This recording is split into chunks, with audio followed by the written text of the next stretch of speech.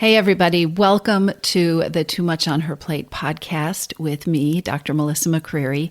This is the place to be if you are ready to ditch the diets and find your own true way to creating freedom from overeating and emotional eating without more overwhelm and without more stress. Whether you are new to the podcast or a longtime listener, I made something for you. For a while now, I have been getting questions and comments from listeners saying, I love the podcast and I would really like a guide to how to digest past episodes. Where do I start? What would be most helpful? And so I've created a roadmap for you. The Freedom from Overeating Roadmap for Smart Busy Women is a guide to must-listen podcast episodes. It's your roadmap for how to get started or podcast episodes that you might want to revisit because they are super helpful for understanding the approach that I take in the podcast. And in addition to this free user guide, I have also included resources for beginning to address the reasons that you overeat. That eternal question that your brain wants to ask, okay, this is all very interesting, but what do I do? If you haven't downloaded it yet, go to toomuchonherplate.com/map, M-A-P, and grab your own copy of the Freedom from Overeating Roadmap and podcast guide.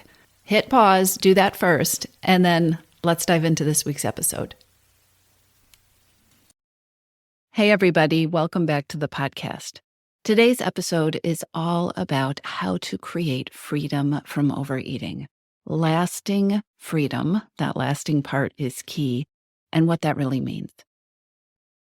Unless you have spent your life living on a deserted island somewhere, I'm pretty sure that you've been bombarded by more advice than you have ever wanted about setting goals and making changes, particularly when it comes to addressing overeating and emotional eating and achieving your goals, and also around what those goals are supposed to be. Funny how the amount we know doesn't correlate usually at all with the success that we create, especially in this area, right? And it feels awful to set the same goal over and over again, to write those same 3 steps in your journal every single Monday. There's not much more discouraging than working really hard, but not feeling like things are changing, or working really hard and then screwing up my plan at the end of the day. Right? I did it right. I did all the steps, and then at the end of the day, it fell apart. And I don't think I'm the only one who has felt this way. In fact, I know I'm not the only one who's felt this way. And this is important. If this is your pattern I'm describing, you need to know that I talk with women about this every single day. Smart, amazing women. And if this is your pattern, you're not alone. It is not unusual to have so many things figured out, to be acing your life in so many areas, and then to feel stuck with how to stop overeating or eating all the things at night or stress eating or emotional eating during your workday or whatever the pattern is with food that isn't working for you. If this is your life, you're not alone. Here's the thing. If this is going to work, and if it's going to last, the path that you choose, making changes with overeating or emotional eating or stress eating or boredom eating or whatever it is, the path that you choose has to be your path. You have to create your path to success.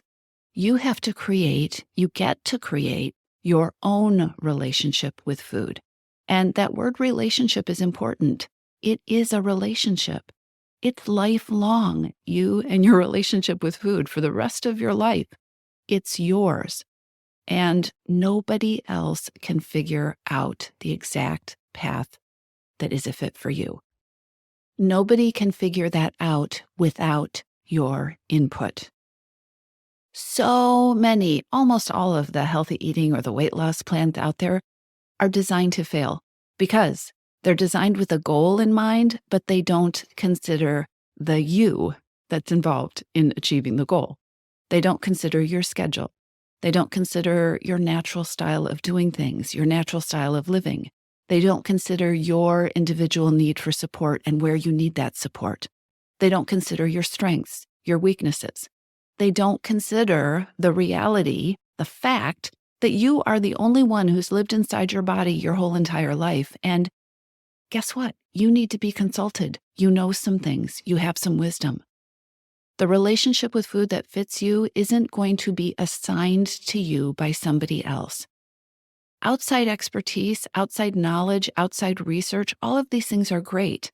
But you and your own wisdom are a partner in the project. They are a key partner. They are the leading partner in the project. This is so important.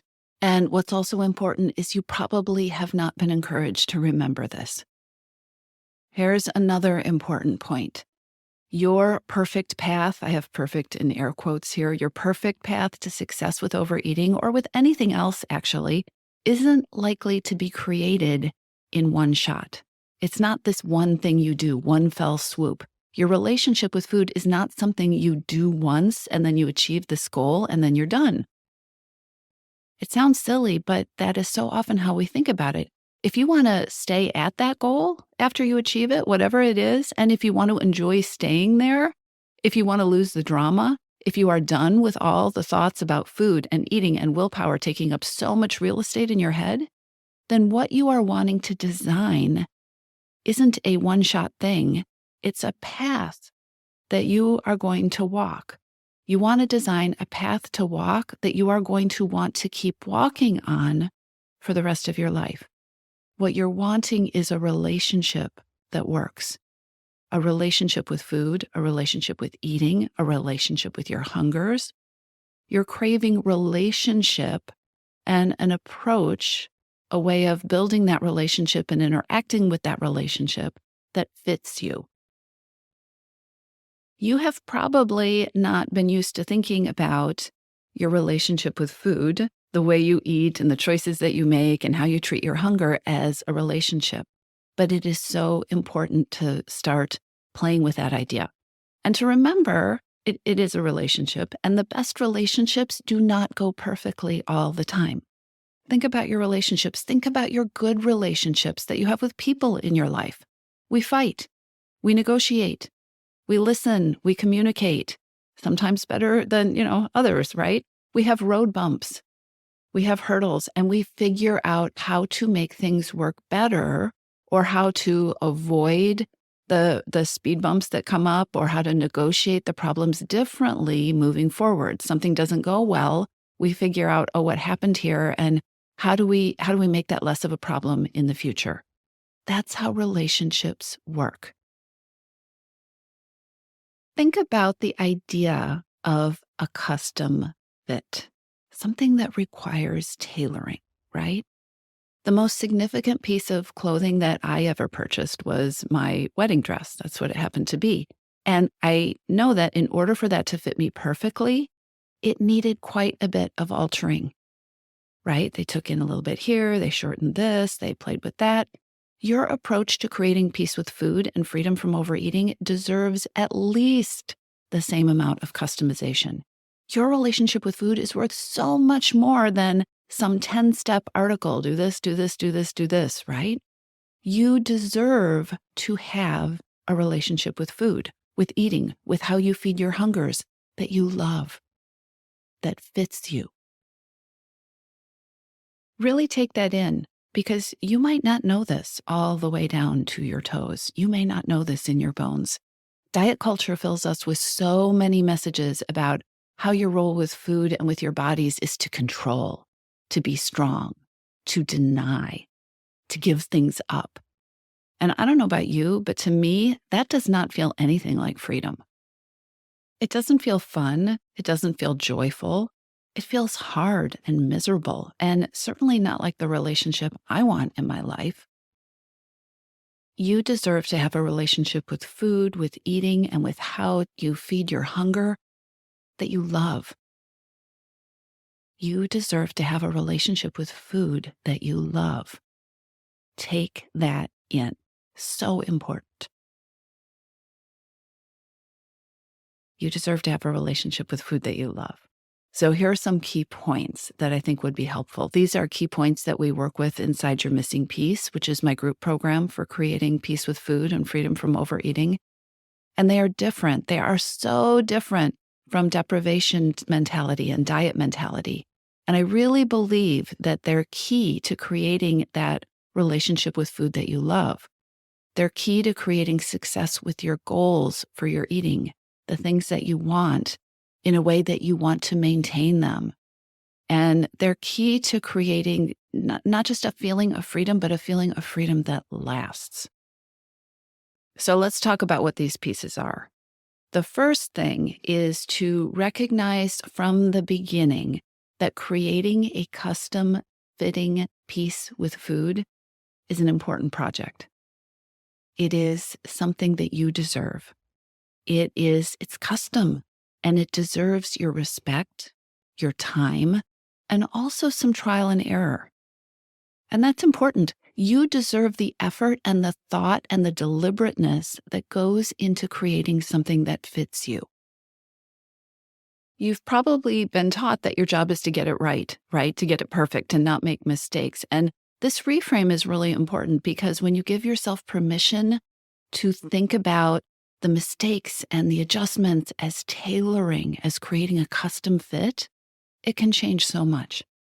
If you want to change how you're approaching food or what you're eating or how much you're eating or when you're eating or why you're reaching for the gummy bears all afternoon while you sit at your computer, that's awesome. That's great. Declare your goal. Dream about how awesome achieving this thing is going to feel. Let yourself feel it. And then start by designing what you think right now might be your best approach to achieving this thing that you want. Write it down. And then notice how you feel about this idea, this plan that you've written down. Before you even start, just notice how you feel. If you're like a lot of us, if you've got a lot of deprivation thinking and diet mentality and false starts with trying to change your eating, your first attempt might sound magnificent in your head, but overwhelming when you try to plug the details into your real life. It might feel impossible. Like, okay, that's a great plan, but I could never do it. Or maybe just a little unrealistic. Or like, when you really sit back and think about implementing this plan, it might feel like in order for this thing to work, you're going to have magically gotten a new personality in your sleep because the person that you are cannot do this plan that sounds so perfect in your head. Diet mentality teaches you to aim for this unrealistic, unattainable, perfect version of things, perfect results and perfect progress, no mistakes that don't take you into account, that don't take your life into account. Diet mentality teaches you to set yourself up with these plans that are not a fit for you.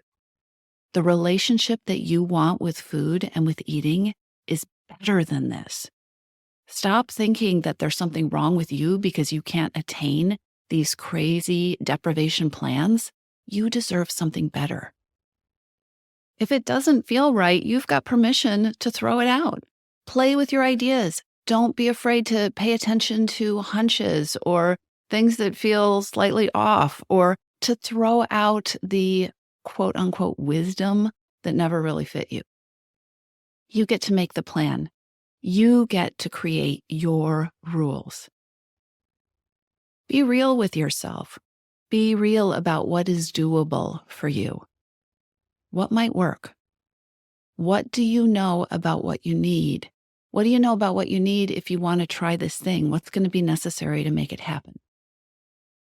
Give yourself permission to make this your plan.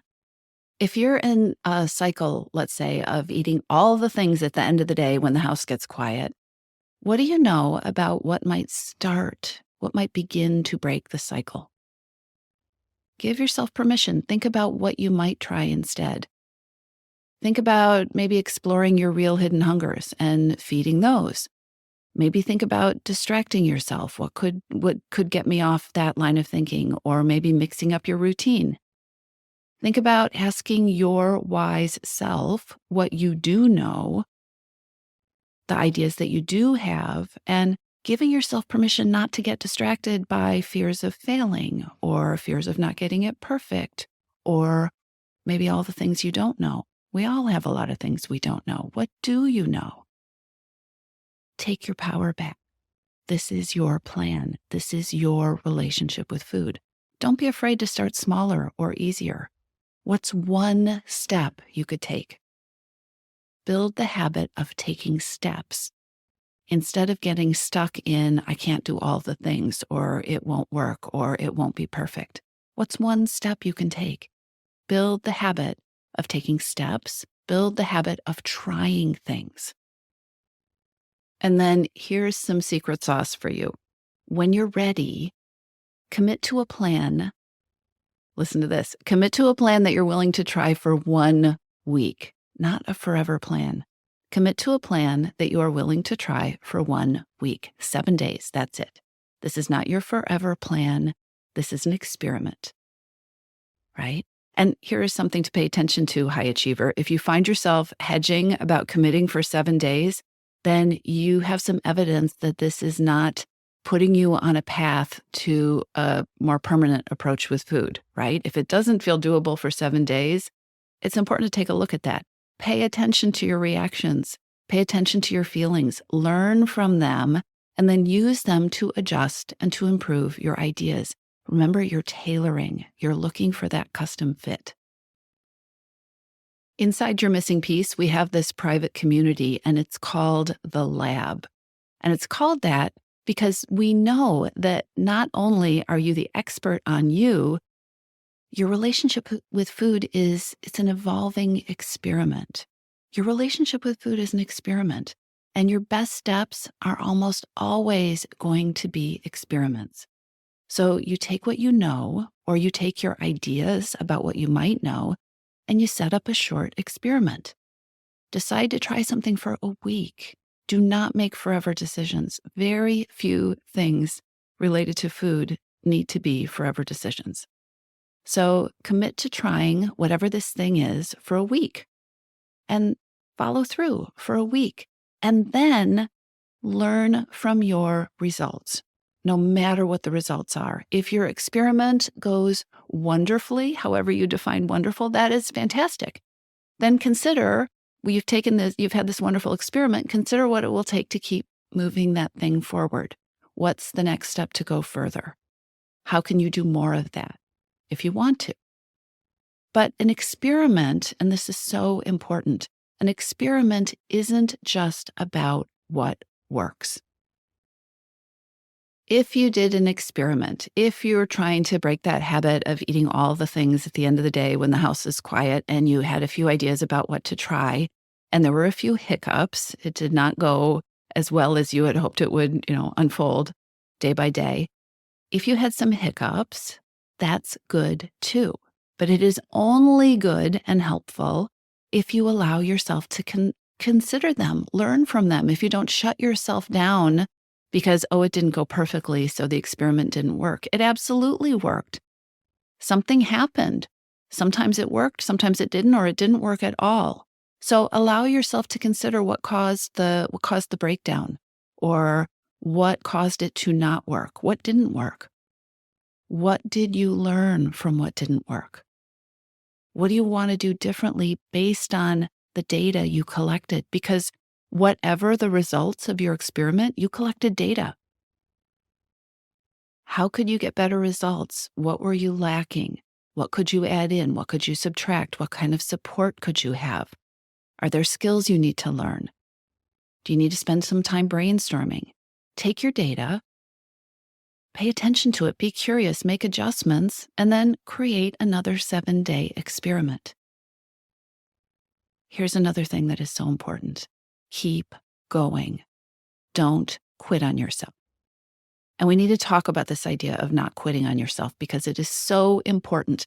This not quitting on yourself has a whole different flavor than the old diet mentality idea of not quitting.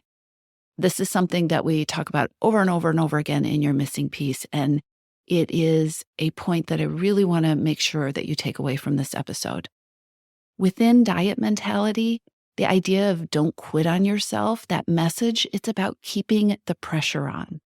Inside diet mentality, don't quit on yourself is about, staying strong, Keep applying the pressure, apply the willpower, ignore how exhausting it is. Just do it. That is not the don't quit on yourself I'm talking about here. This is not the don't quit on yourself message that is going to create freedom from overeating for you. Inside your missing piece and inside the overeating freedom formula that I teach, you have to retrain your brain. You've got to reframe this thing. Not quitting on yourself does not mean continuing to expect yourself to tolerate things that feel like deprivation. That doesn't work. That is not the path to long-term results, because in the end, if we're feeling deprived, if we're functioning on willpower and strength, we're always going to have a day where we don't have the strength or we don't have the willpower. In freedom from overeating, not quitting on yourself, it means something entirely different. It means keeping hold of what you want, not quitting on what you deserve. Not quitting on yourself is not quitting on that belief that you deserve that feeling of peace and freedom, that this is something that you want, that this is something that's important to you. Not quitting on the goal that you have, but most importantly, not quitting on the way you want your relationship with food to feel. Not quitting on how you want your day-to-day interactions with food to feel. Not quitting on the way you want maintaining your goal to feel. These are radical ideas, and there is so much power and energy in holding on to these ideas and in not quitting on yourself in this such important way. The prize is not quitting on the goal of how you want your relationship with food to feel. And if you're like most women I work with, you want to feel free. Freedom, it's such a big word. Free of the obsessions, free of the guilt and the self-judgment, free of struggle. You want to feel joyful and easy about eating or about not eating. If you're like most women I work with, you want to feel in touch with how to make this work, like connected to this. You want to know how to listen to yourself. You want to be kind to yourself. You don't want to feel hungry or deprived or overstuffed. You don't want to feel bloated. You want food to bring you joy. You don't want to feel like the chocolate in your desk has all the power. You don't want your mood to feel defined by the number on the scale. You want to feel confident. You want to feel powerful with food and around food and with your eating. You want to feel the way you feel, the power and the strength and the ability and the capability that you feel in so many other areas of your life. That's what I mean by keep going. This is what I mean by not quitting on yourself. It's taking your power back. It is holding on to the belief of what you deserve and allowing yourself to believe that you deserve really fantastic things in your relationship with food. It's not settling. You deserve the custom tailoring and the time and the effort and the imperfection even that is required to get you there. Something has to not fit quite right in order for you to take it in and make adjustments and make it fit you that much better. Creating peace with food and freedom from overeating, these things are a marathon or marathons. They're not sprints, right?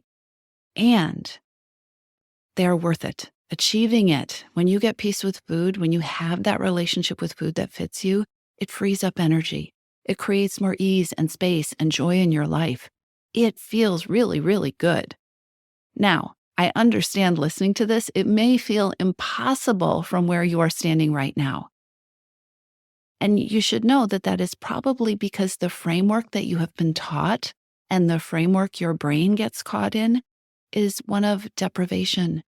It's about diets. It's a framework that steals your power and devalues your wisdom and your ability to make changes. Your path, the one you are creating now and the one you continue to create, your path to achieving freedom from overeating, it is going to be uniquely yours. And like everyone else who has done it, you're going to do it imperfectly, and that's going to make it better. You're going to learn awesome things from your mistakes, powerful things, empowering things, and you're going to move forward one step at a time. You deserve this. It is so much better and bigger than any diet or any 10 steps to getting to your goal weight article that you've read. And if you want help and you want support and you want a community of women to share your journey with, then definitely come check out Your Missing Piece. We're doing this work. We are readjusting out of deprivation thinking and into real freedom every single day. So be sure to check it out. I'll put the link in the show notes. You deserve a relationship with food that works for you, that fits you better than any piece of clothing you have ever owned. I'll talk to you soon. If you're ready to lose your overeating and emotional eating habits, and you are ready to step into a relationship with food that fits you, one that doesn't rely on willpower and deprivation, then now is the time to join Your Missing Piece. Enrollment is open, and this is the perfect time to join me. Go to toomuchonherplate.com/freedom, or just click on the link in the show notes. Your Missing Piece is the program where I show you step by step how to create freedom from overeating with a unique combination of psychologist-designed, personalized work with me, coaching, and smart strategy. You'll learn how to reclaim your power, ditch the diets, and create results